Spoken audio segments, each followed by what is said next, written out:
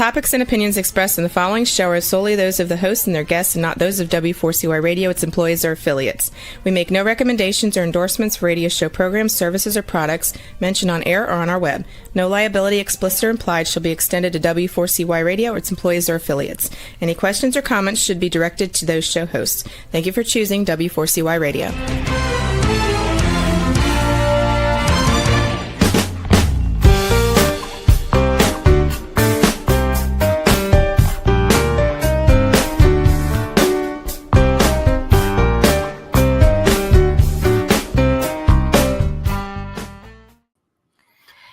Hello and welcome to the Connected Table Live. We're your hosts, Melanie Young and David Ransom, your insatiably curious culinary couple. We love traveling the world to introduce you to the people and places and wines and foods that we try and explore and discover. And we're going to do it again today, right, David? Yes, we are, Melanie.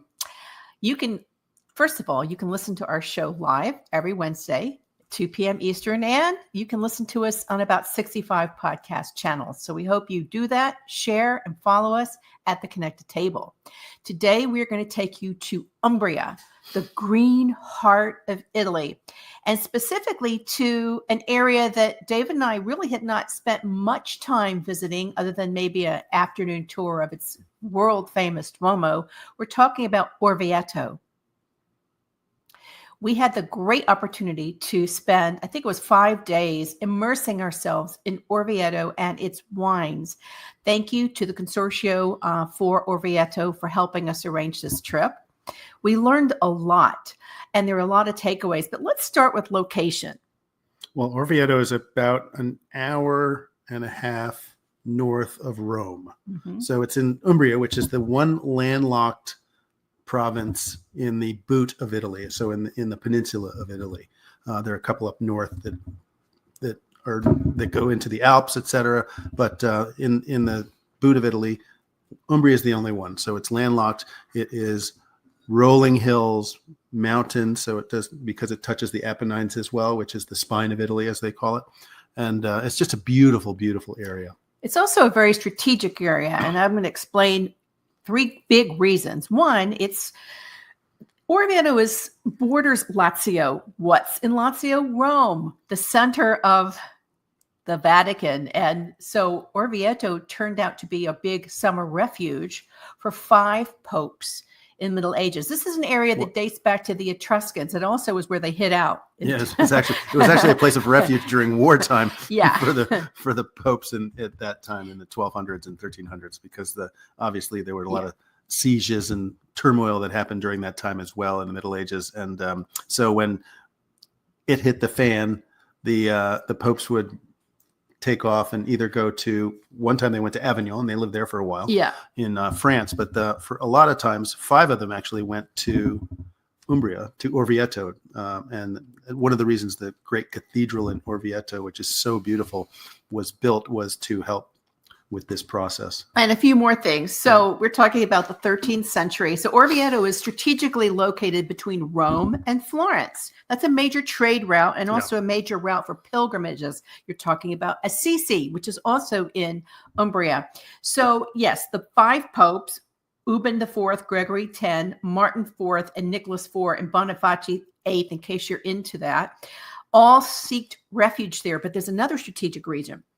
Orvieto sits high atop an outcropping of tufa rock and volcanic stone. What we learned, and it was a big surprise for us because of the strategic location, which is great for the wines, that this is a volcanic region, although we saw nary a volcano, but there were volcanoes at one time, and Europe's largest crater lake, Bolsena, which is still there. That lake effect and those volcanic residual tufa and rock is what creates some of the most exciting terroirs in Italy to make a diverse, styles of wine.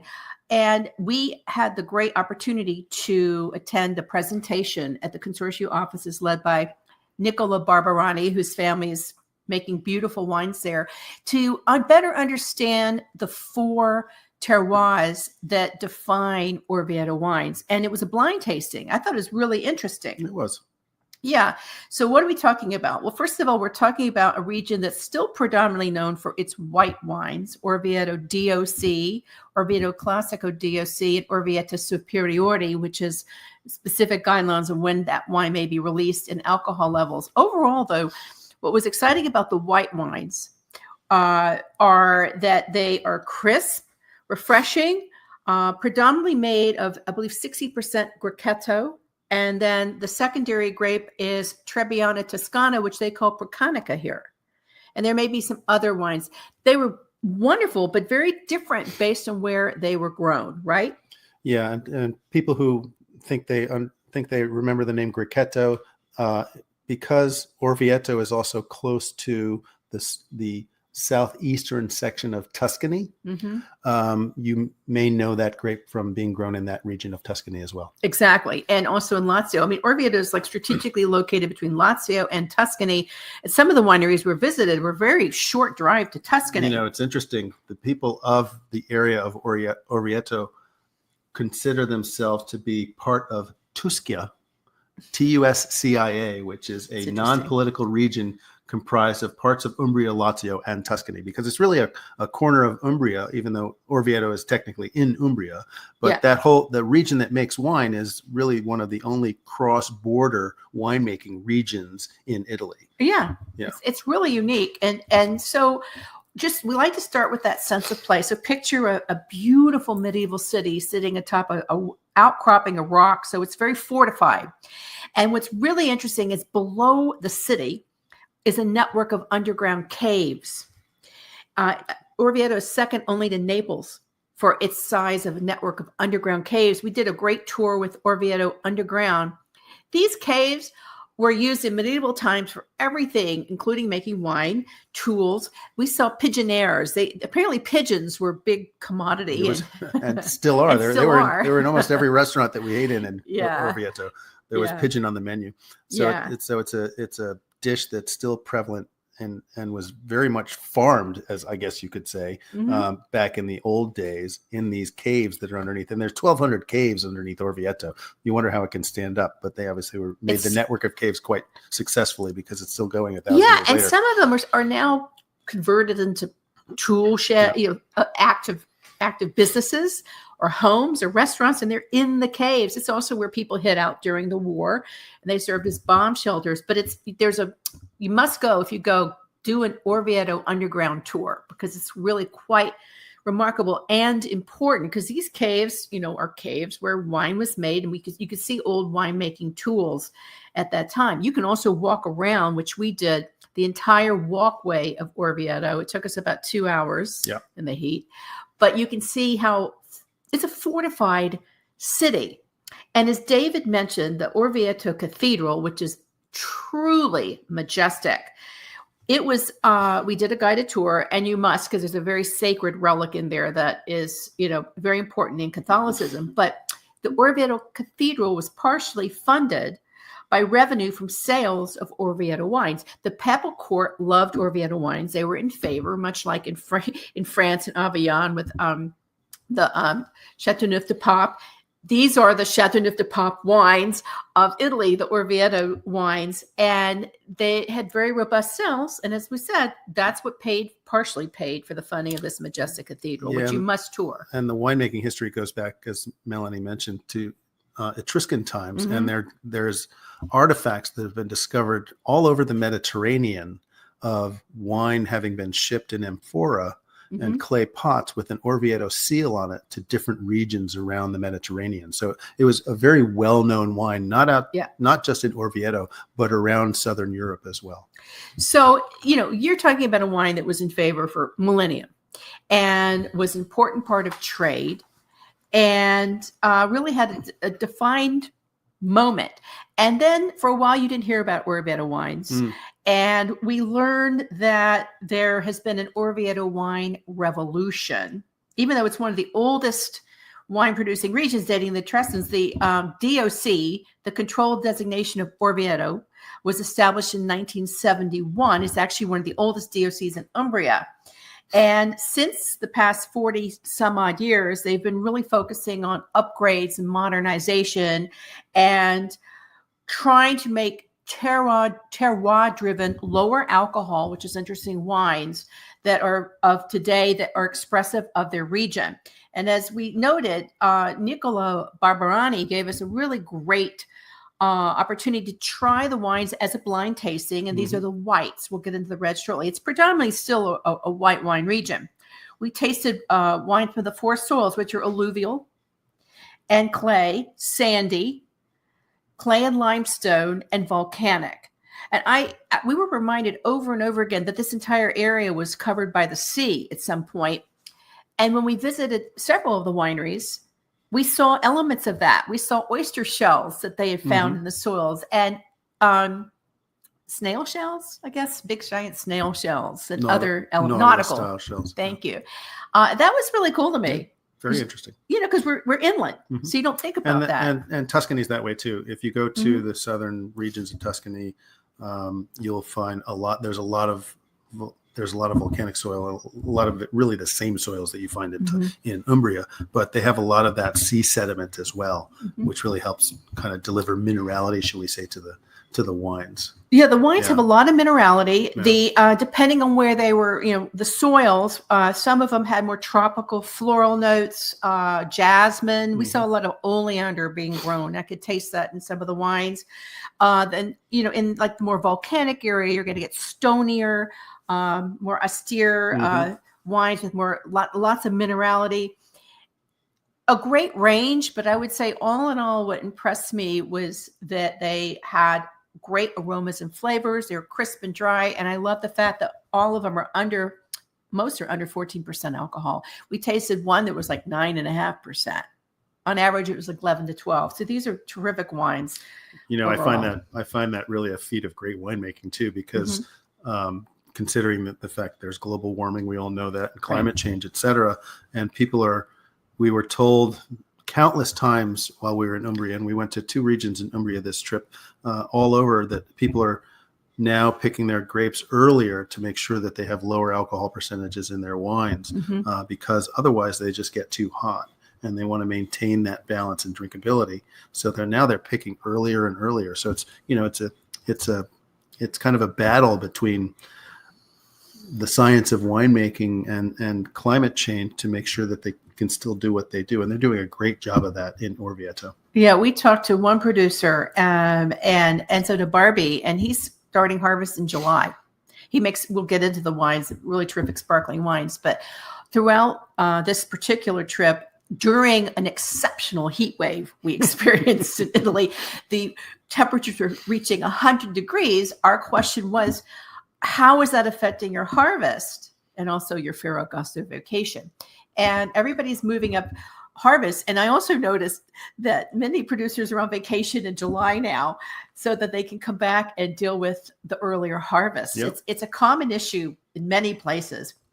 We want to touch on 2 other categories of the wines that are important. As we said, white wines are predominant with 60% Grechetto, and it's a blend of 60% Grechetto and about 40%, 60% Grechetto and Trebbiano Toscano, and 40% can be other grapes. There is also, this is unique, something called Muffa Nobili, which means noble rot. And Orvieto DOC is the only region in Italy that produces these noble rot wines, much like Sauternes, due to the wonderful lake effect in the river, because you've got the Tiber River going through and the lake. These are wines, as we said, that are made from Botrytis grapes. They have a minimum alcohol level of 16. They're sweet wines and quite wonderful, made in limited quantity. Very limited. We tasted like 3. And I'm going to add to that, it's consistently make, because there are other regions that can get botrytis in their grapes, but it's not a consistency. And this is part of the DOC. Well, it's Muffa, means rot. Right. I had to look it up. But beautiful wines. And that was kind of an aha discovery as well. There are red wines made. The Orvietano Rosso DOC is a newer DOC established in 1998. Like Orvieto whites, these are blended wines, something that you also pointed out during our trip, David, as you talked about how what sets these wines apart is that they're blended. I couldn't agree more. And I did say that. I said that actually to the producers who were queer. Some of the producers were querying us. We're not new to the game, but we're kind of new to get into the modern game and export our wines. And so they were asking us questions like normally happens, shall we say? What do you think would be a key selling point? And I said the fact that you're making blends. Yeah. When you go to Italy, all you hear about is try my Pinot Grigio, try my Vermentino, try my Sangiovese, but you're actually producing wines that are blends by trade.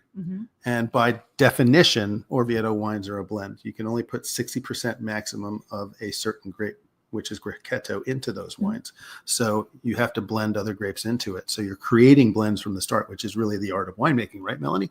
Yeah. And so that's the defining thing for me. The Orvieto wines not only are they really good, in my opinion, but they're creating a style of wine by creating these blends. And the blends they're utilizing different grapes to do it, but they're doing a really good job of it, and that's a key feature for them. It is a key feature. I mean, the only other region we've been to where it's predominantly blended was in the Lucchese area. Those are field blends, but these are the Orvieto DOC has very strict disciplinary guidelines about the blends, where the Lucchese wines and Pisani wines were kind of like whatever. They were like the California do whatever you want concept. Be creative. Yeah. These are very strict guidelines for quality control. Not that the Lucchese was a great quality, but it's just you must follow the rules. So Orvietano Rosso DOC are also blended reds, much smaller subzone. Mainly, it's like almost 10 different varietals. So I won't get into them, but the main ones are Aleatico, Cabernet Franc, Cabernet Sauvignon, Canaiolo Rosso, Ciliegiolo, Merlot. And of course, Sangiovese. Yeah, Sangiovese, Montepulciano, and Pinot Noir. Those are the main ones. And it's like a 70-30. So 70 can be the dominant reds and 30% of others. Yeah. I think the wines we tasted of the few were Sangiovese dominant or Montepulciano dominant, although we did taste a fantastic Merlot, which we'll get into. Right? So just a little quick note, the Orvieto DOC was established in 1971. As I said, it's one of the oldest DOCs in Umbria. So they are trying really hard to highlight the quality of DOC wines, and there's a Classico. So there's Orvieto DOC, there's Orvieto Classico DOC, which is a specific subzone. There's Orvieto Superiore DOC. The wines have to be released after March 1, and they have a slightly elevated alcohol. And then there's Orvietano Rosso DOC, which is the red designation for the red wines. We got this great map. I wish I could have everybody see it. It explains the wonderful different regions by color and the soils. And it was really educational. Yeah. I was grateful for that because I like maps and I like blind tastings. It really tests your palate. However, we also got to meet with producers as well. And we visited, 5 producers? We visited a bunch of producers. We also had dinner with a couple others. And really it was a lovely 5-day trip for us. And so let's get into talking about some of the producers, shall we? Sure. Who do we want to start with? I think we should start with the first one that we went to, which was Argile. Yeah. And Argillae. Argile is the name of the winery. It's started in the early 2000s. It is owned by the DeCosimo family, and Giulia DeCosimo is really the proprietor. She's the only one in the family that actually is part of the winery and makes decisions and works at the winery day to day. The rest of the family, most of them live in Tuscany and have a spirits company, and they make spirits and things like fertilizer as well. So they use great products to make other things other than wine.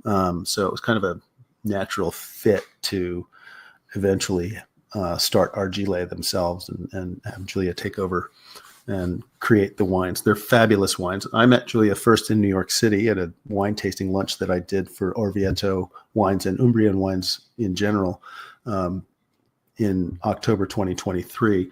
And we kept in touch. So we went there first, and it was a wonderful, wonderful tasting. They make some great wines. They make a lot of whites, and they make a couple of reds. So let's point out 2 wines that in each we'll do. And there's two. One we had, which they're very proud of, the Signorello Bianco Superiore. It's named after a very famous artist, Luca Signorelli, who is a Renaissance painter. You can see some of his work in the Orvieto Cathedral. Very famous. And he's considered the father of colorismo. This is a classic Grechetto. It's actually a Grechetto Verdelho Sauvignon Blanc Chardonnay blend. So kind of interesting and different, very aromatic. And there's also a little bit of Malvasia in it, which gives it that little sweet kick. Yeah, and that no, go ahead. I can't remember I can't remember the word. So it's called Signorello Bianco Superiore, and we tasted the 2024s. The other one that I think is important to note when we did the tour is that they are now experimenting with amphora. And their first one is called Primo d'Amphora. It's a 2022, and they're making it in terracotta amphora. She started the project, Julia, and is experimenting with it. And it's a blend of Grechetto and Canaiolo Bianco, which there's another name for it, don't ask me, and Malvasia. It is, I noted a lot of sapidity and elderflower and muskmelon in it. Very interesting, because I think it was the only amphora wine we tasted in this trip. And these wines are available in the United States. They are. It's Drupeggio is the name for Canaiolo Bianco. That's the local name for it. Okay, I'm glad you said it. Kind of like arpeggio, but started by. Because I wasn't sure if my notes were accurate. Yeah. That it says Drupeggio. Drupeggio, which is Canaiolo. Canaiolo is a red grape that's grown pretty widely in that area, and also in Tuscany as well. But Canaiolo Bianco obviously is an offshoot of that. Yeah, what I love when we travel is we get it's known as this here, but over here we call it the Trebbiano Toscano, but it's Procanico over here. They made at Argile, Julia and her team make a number of different Grechetto based Orvieto Biancos, and they're really all lovely. Some are a little bit more crisp and light, kind of everyday drinkers, and then others are obviously have a little bit more weight to them because they either spend time in oak or they spend time in amphora, spend time on the skin, spend time on the lees, etc. The Primo d'Amphora was very nice. One of the ones that I liked the most was the Panata Orvieto DOC Superiore, which was the vintage we tasted was 2022. And this is a 70% Grechetto blend. And about 15% of that is fermented in oak as well. So they kind of play around a little bit with the winemaking on that wine, and it's really just a delightful wine. We actually had it out at dinner in a couple of restaurants too, because we enjoyed it so much, and just couldn't get enough of it, to be honest. We really loved it. Now they make a red Argila. It's called Sinuoso 2023. It's an IGT Rosso. It's not made in the Orvietano DOC. It's a blend of Merlot, Cabernet, and Montepulciano, 35% each. Sinuoso means soft and smooth and sinuous, which this wine was. I thought it was a really musky, little musk and cherry, currants and violet. It was very nice. And that Montepulciano adds to me a musky nose and flavor to everything. Yeah, Montepulciano is, you don't get Montepulciano much east of where we were or west of where we were, because it's mostly grown in Abruzzo and the Marche. But you get some of it in Umbria as well. And, isn't Umbria bordered by Abruzzo? Yeah, it is. Yeah. So you get it further east, but not further west. And it's an interesting grape to me. I think it has a little bit of a rusticity to it as well, which I don't mind. No, I don't mind it. To me, it's musky, rustic. Depends on what you're doing. But yeah, this was a very nice wine. Yeah, the Sinuoso. They also make a rosé. They don't make the rosé from local fruit, though. They actually make their rosé in the Maremma, and it's because Julia really wanted to make a rosé, and she felt that she didn't quite have the tools to do that with the grapes that she had growing in Orvieto, so she decided to kind of outsource the vineyard for it. They rent the vineyard in the Maremma, and they make the wine over there, and then they bring it back and sell it. It's called Rose. It's a nice wine. Rose Tum. It's a very nice wine. I enjoyed it a lot. Yeah, I did too. It's a Grenache Syrah blend, so you're going to get that. Yeah, it's kind of a Provençal style rosé, which I love. Porch pounder. Great stuff. But sometimes you just want that. Anyway. Great, terrific wine. So let's move on to the next one. The next winery that we visited was Decugnano de Barbi. And Enzo Barbi was our was our host and the owner of the winery, and his family actually is from has been producing wine in Orvieto since the 1970s, and their first vintage after they planted vines was in 1978. Beautiful piece of property, kind of along a ridge with vines down both sides, and they also have some beautiful underground caves there as well.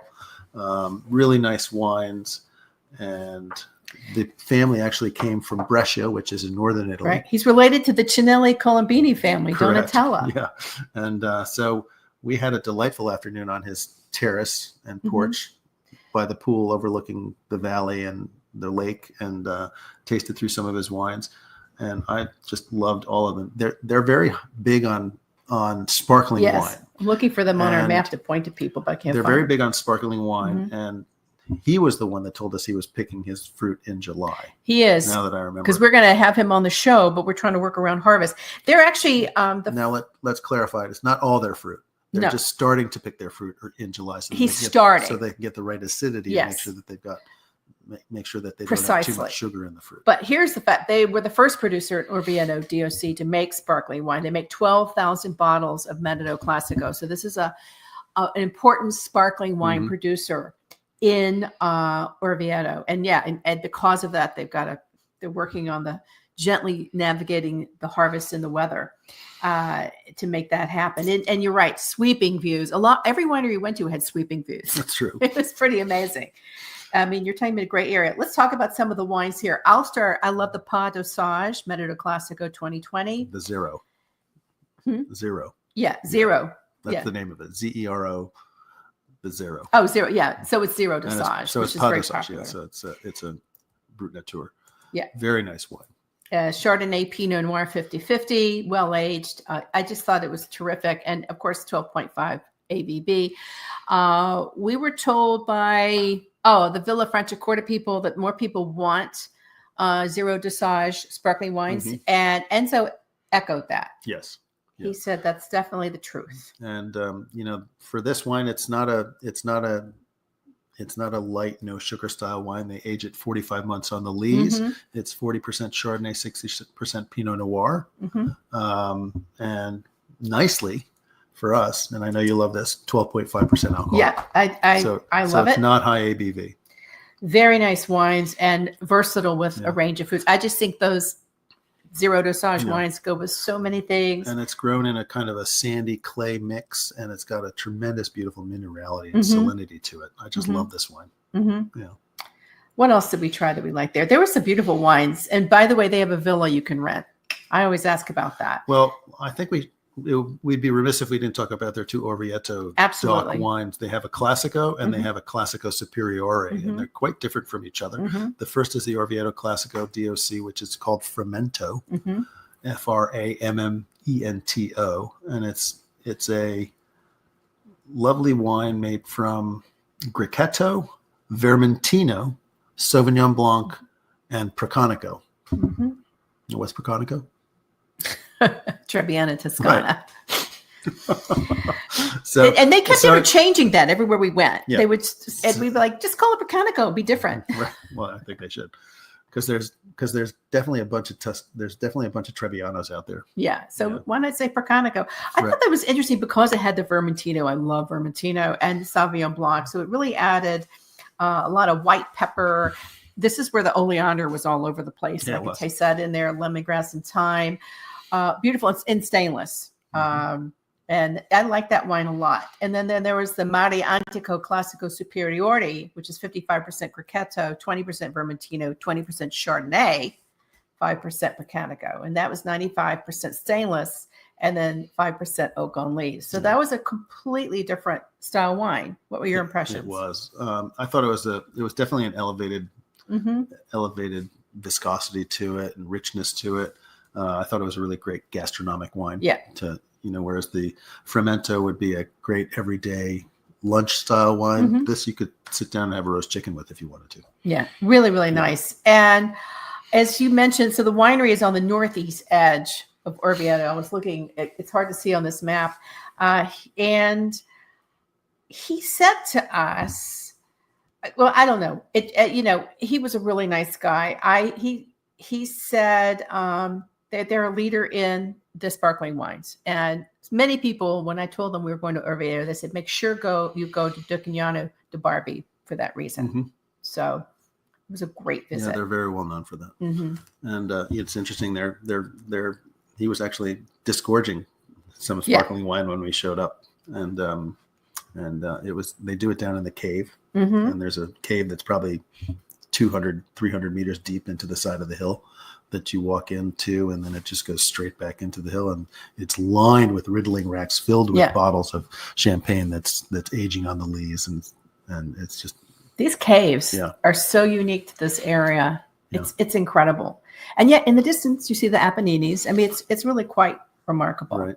So they do a couple of reds too, which I was pretty happy about. The Battito, Battito, is an Umbria Rosso IGT. It's a Cabernet based, or a Sangiovese based wine that's blended with Cabernet Sauvignon, that is, and Merlot.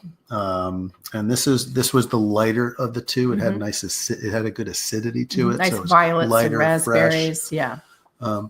More of an everyday kind of wine. And then they had the AD 1212, which was an Umbria Rosso as well. IGT.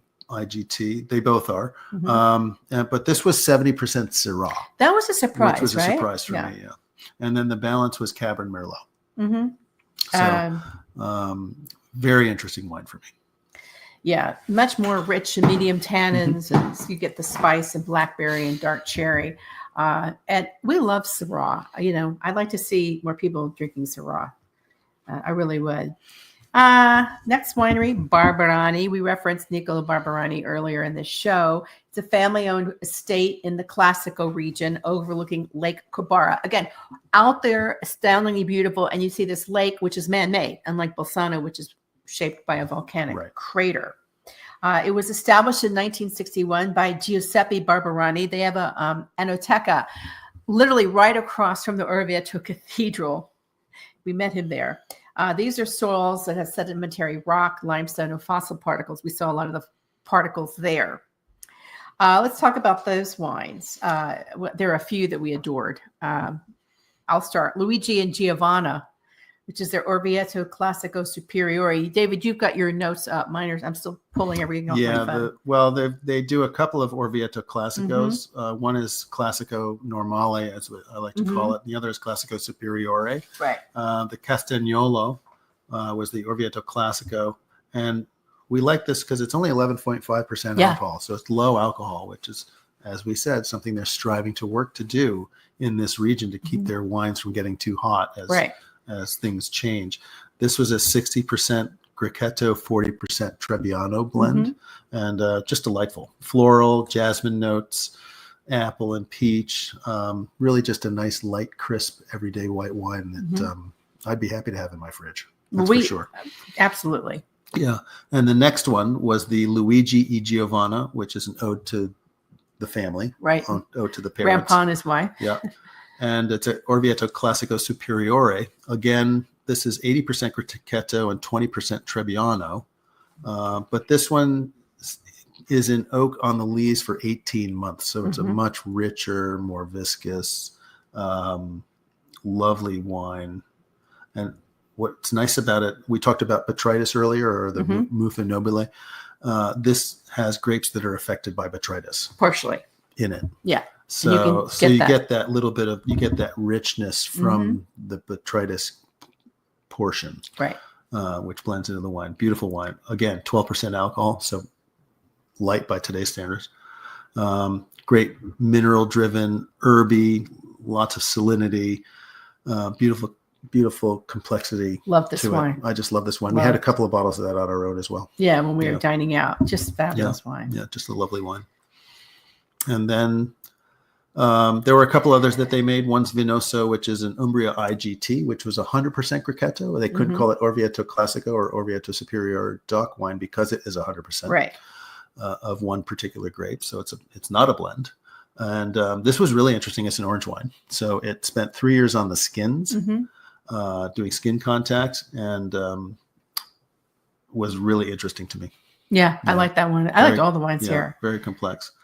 The reds. Then they made a couple of reds as well. Fresco, which was a 80% Sangiovese, and then 10% each of Cabernet Sauvignon and Merlot. Mm-hmm. You know how I love Again, Merlot. we're talking about blended wines. Yeah.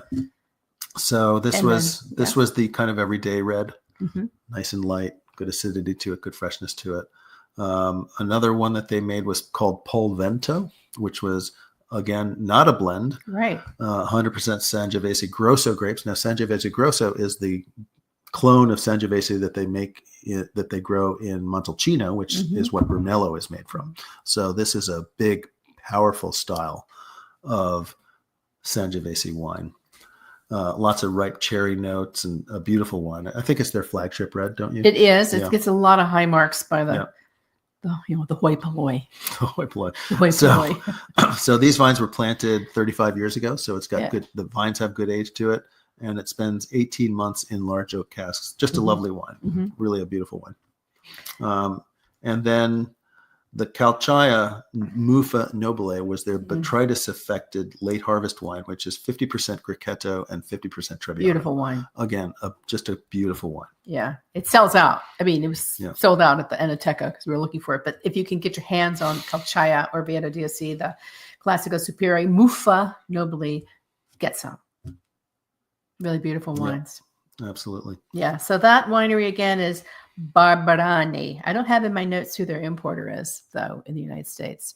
But now we're going to move on to a very well-known name in the Italian wine world, Famiglia Cottarella. Yes, of that Cottarella fame, Riccardo Cottarella. And they're in Montecchio, and it's woman-run.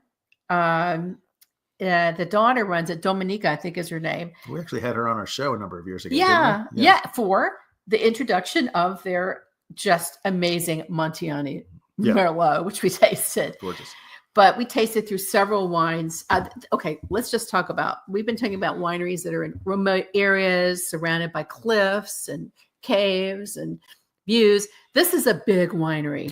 This is like going to an embassy. I mean, this is like there's flags everywhere and a giant parking lot. But it's not. It's a big place. It's their flagship winery. We learned, and there's just a lot of beautiful artwork and tasting rooms, and you just know you're just in Castello Cottarella in a winery, right? Yeah. And the wines, of course, are top notch. And 1.5 million bottles. So we're talking about a lot of wine produced. So interestingly, they don't produce an Orvieto DOC. So this is kind of like the ringer in the group, but I'm glad we went because it's such a well-known, thankfully woman-run winery. It kind of, everyone said go. So what the first one we tasted was a Verdellucci, which is a Vermentino, 100%, so not blended.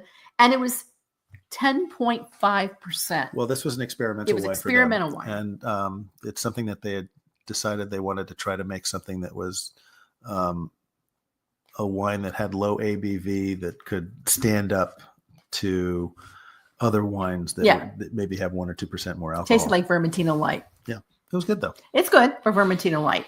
Other one kind of reminded me of like having a nice Vino Verde or something like that from Portugal. You know, about 10% alcohol. That's about right. 5%. Easy to quaff, but kind of interesting. And the Verdellucci 2024 is also, these are all IGT because they're not DOC.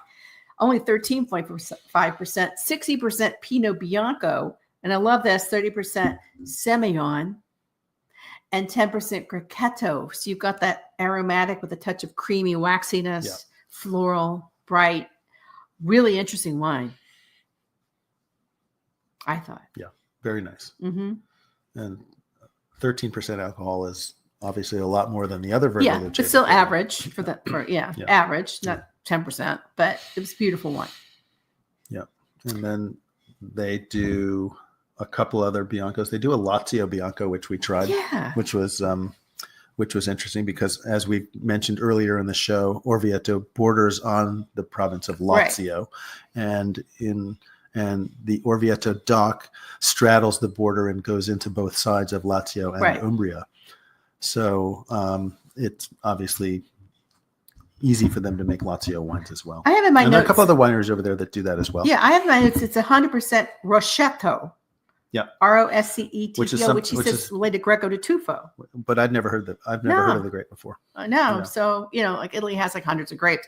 My notes, 12.5% ABV, mango, lychee, salty, kind of salty in the back palate, slightly creamy because it undergoes mallow and barrel aged. Mm-hmm. It's an aromatic quaver. In a good way.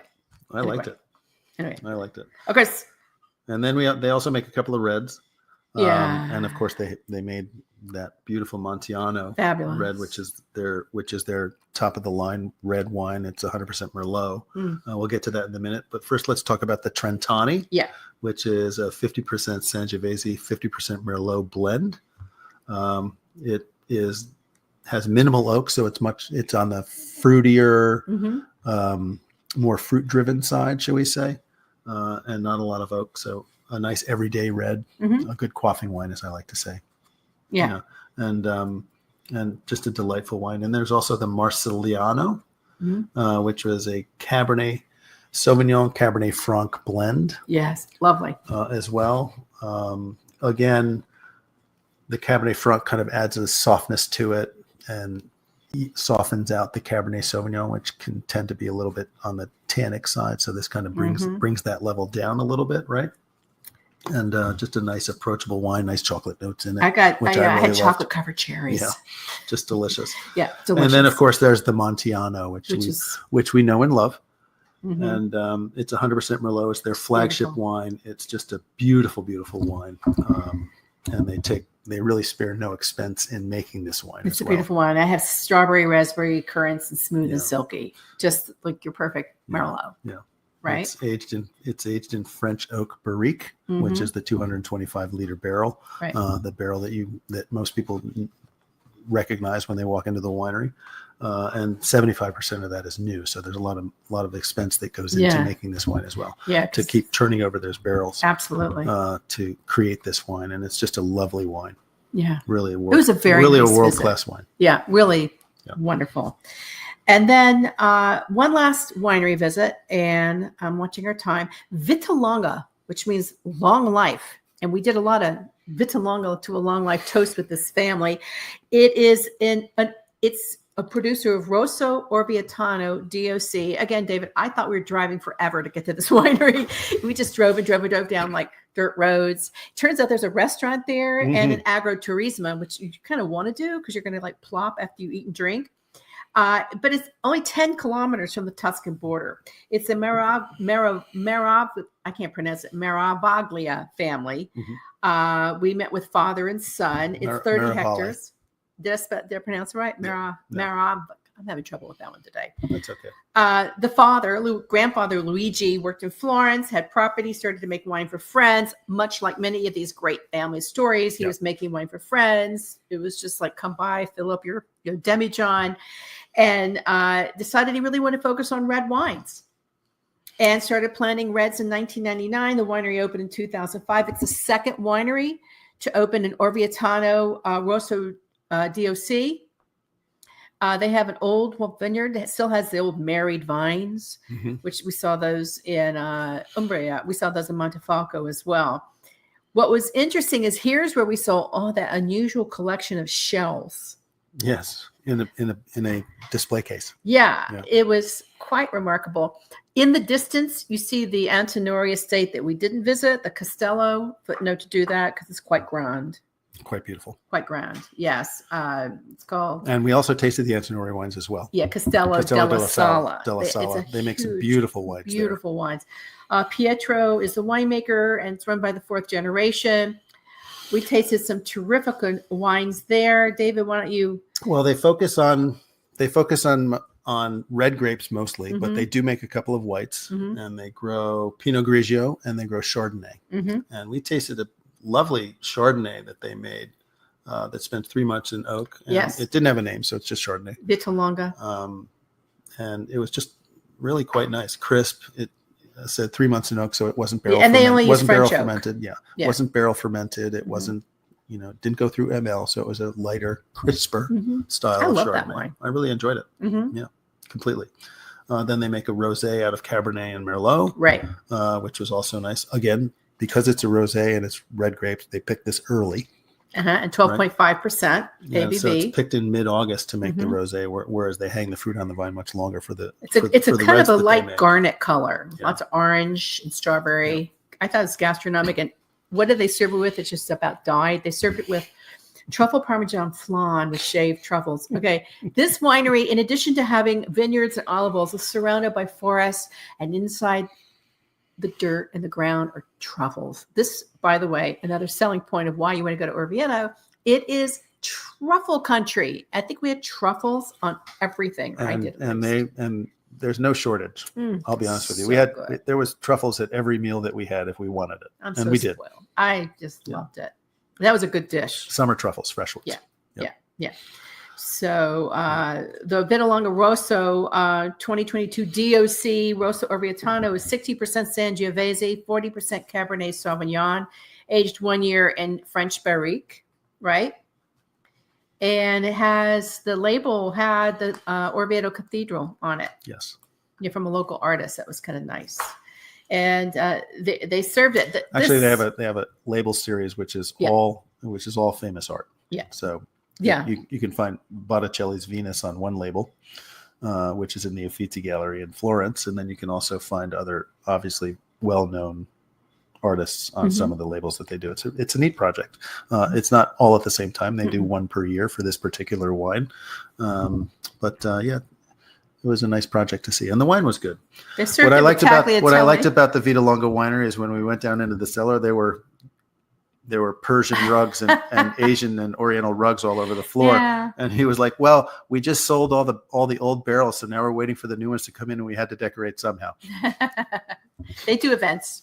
Yeah, they serve that wine with, well, for me, a tagliatelle with you did roast pork and roast cherry sauce for you, and for me, a wonderful tagliatelle with cherry tomatoes cooked in chili and garlic and Parmigiano. It was so delicious. The food there is terrific. I'd go back and just try that restaurant.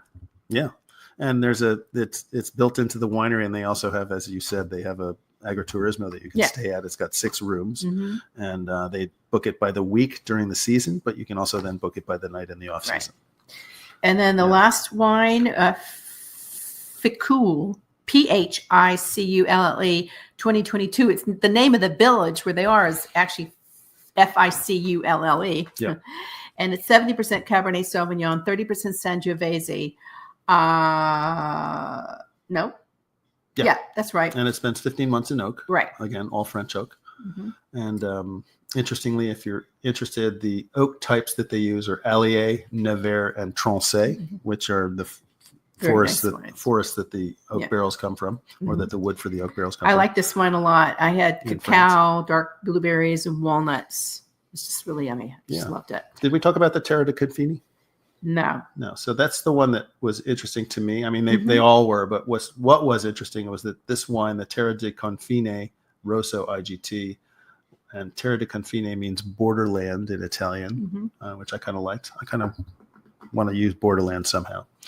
But this wine was 80% Montepulciano. Yeah. And again, we were talking about the fact that this doesn't really come west from Abruzzo too often, but when it does, it doesn't get much farther than Orvieto and into Umbria. So Montepulciano, and then 20% Merlot. Yeah, lovely wine. And so this had that. It was very interesting of how they make it, because they dry the Merlot fruit, kind of like they would be making a Pasito wine or making a Ripasso style wine or a wine from up in Valpolicella. They dry the Merlot portion, not the Montepulciano portion. So they make this and they bring it down to 70% juice. So they dry it about 30% of the moisture out of the fruit before they then press it off. And it was a very interesting wine for me. Yeah. I mean, the labor involved in that, you just think about that. Now, we don't have a lot of time to talk about the dinner. We had a lovely dinner with, I think, 5 other producers, because there's just only so much time. And we'll go back and visit them all, of course. But we dined at several restaurants in Orvieto. And the one, I'm looking in my notes, I'm scrolling, guys. But this is the way I have to do it. Capitano del Popolo woman chef, Valentino Santanicchio. We met with about 4 or 5 producers there, including Antonori's wines, which are terrific. And just reaching my notes. There's San Giovanni della Stalla, DOC. Was beautiful. We tasted from Battisti Domoranti and Orvieto Classico Superiore. This was so sweet. They all brought little tasting notes for us. Tenuta La Valette, the Orvieto Classico DOC Superiore. And this one is Cardetto Orvieto Classico. We had these paired with a meal. They were all terrific. We had a nice discussion with the producers about what Orvieto is today, what modern style Orvieto is, and what they want to be perceived as. It was a very interesting give and take. It was. Given that we're all dealing, the entire industry is dealing with, decreased consumption. But what's a selling point for these Orvieto wines is that white wines are on a rise. People are reaching for crisp, dry white wines. They're lower in alcohol. They're food friendly. And they just need to be tried and tasted and get out there. They're really lovely wines. And they're unique in my opinion. Yeah. Because they are blends. Yeah. And blending is their lifeblood. And blending is, that takes a lot of skill. Yeah. I mean, you have to think about that. That really takes a lot of skill. So hopefully you like this overview. It's easy to get to Orvieto. Go to Rome. Take a train. And take a train up to Orvieto. It'll take about an hour. Right. It's very easy. It's so easy to get to. Some people just go for the day, which we had in the past, but we would go and stay longer. There's a lot of restaurants, a lot of artisan shops, very known for ceramics in Orvieto. And in addition to the Orvieto underground, you've got that beautiful Duomo. And then you have this very famous well, which we went all the way down 224 steps, that was dug for a pope because they wanted to make sure they had water. And you can do that tour as well. So anyway, we hope that this was interesting. We'll be writing it up on theconnectedtable.com. You can learn more. And we'll be talking to some of the producers in the upcoming months on the show. So we want to thank you for joining us. We want to thank the Consortio for Orvieto for working with us to create a beautiful itinerary. Thank all the producers. And check out all our shows on your favorite podcast channel, The Connected Table TV, Talk for Media TV. And please follow us and comment on Instagram at The Connected Table. We want you to explore and always stay insatiably curious. Thank you.